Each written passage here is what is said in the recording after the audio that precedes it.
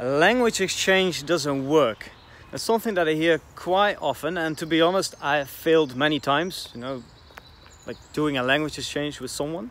But since last year, or maybe a little bit longer, I've actually been pretty consistent, like going to a language exchange with actually one language partner. Let's talk a little bit about language exchange, does it work, and how to make it work.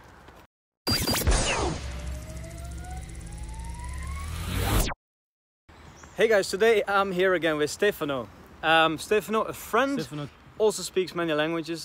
Stefano does actually have video on YouTube. I will put it in the link below where he speaks like, what is it, like 11 languages or something.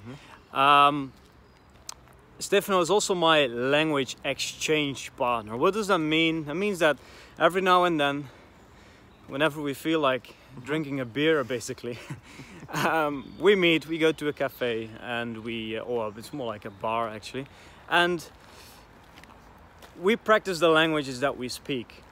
After every beer, we change the language. Well, sometimes we switch twice before getting to the next beer.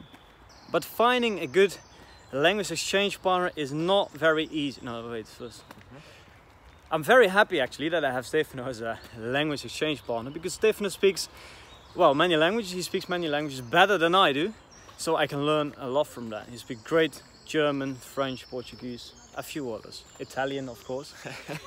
But Stefano, it's not easy to find a good language exchange partner, right? Language partner.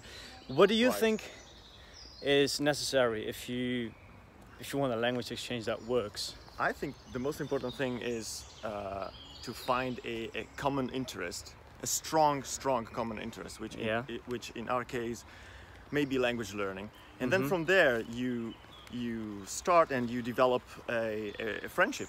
You know, from an acquaintance it becomes a friendship, and then.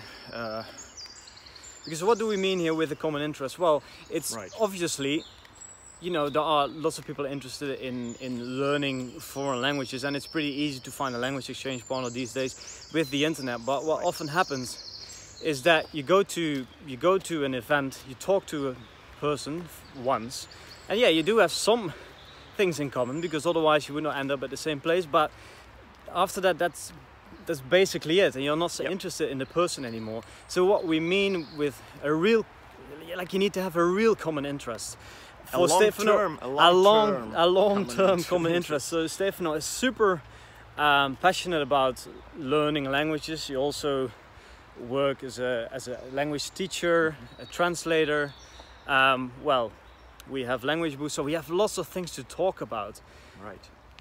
So so you need to have this common interest that you can talk about over and over again. It makes you meet for longer than just two times. Yeah, you know, exactly. Like twice or 3 times, and then it's over. With other language partners, it has been like that for me. Yeah. So besides the languages that you are practicing, you need to find someone with you have a very strong common interest with. Right, it doesn't have to be languages. It doesn't. It can also be sports. It can be cooking. Yeah. Whatever. Football. Whatever. Something that makes you want to meet that person and talk about what you love, basically. Yeah. What else is important? I think another thing that makes it fun, like for example what we do, after every beer we change the language. That makes it fun. You have a good reason to switch the language. I would also recommend to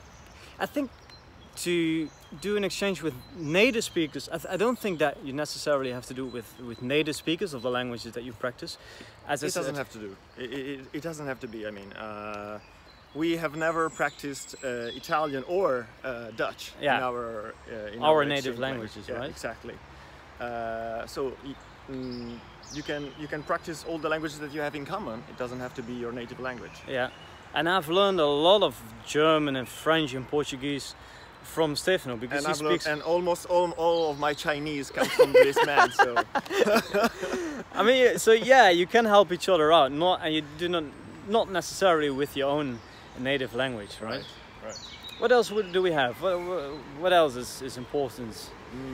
What else do you need to make an exchange work? I think, you know, obviously, if you live in the same city, that makes things much easier. Right. You can also do it online, but I don't know, you know, I work online, in front of my computer almost all day long. What I think is you have to make it clear from the beginning what the goals are. Yeah. And make sure that the exchange is a real exchange. That is, it's sufficiently balanced. Yeah. It's not just one guy speaking and the other one correcting him, and then the other way around does not work for some reason. So I really think that the goals have to be clear from the beginning if you start a new exchange, or you can even decide how many times to meet before deciding whether or not you want to continue. You can for example say, okay, let's meet 3 times or 5 times, and then we see how it goes. And it's difficult that if you already know someone, you know, normally you don't practice languages with this person, to all of a sudden start this language exchange relationship. I think I started out with Stefano that way. Now we also talk about other things. We do not practice our languages all the time, although it's very seldom that we speak English, right? Yeah, very seldom, very seldom. But yeah, I think that it needs to be very clear in the, well, I would also almost say relationship. The rules. The rules, yeah. No, it's not nice to talk about rules. We don't have any rules on paper. There are no rules, but I know that once I enter Moeder Lambic, the cafe where we meet, I don't speak English. No, I don't speak English. Yeah, so these were just a few tips. Or I think so. But we want to hear more. Yeah, of course. So tell us about your language exchanges and why they worked or why they didn't work. Exactly, that's what we want to hear from you.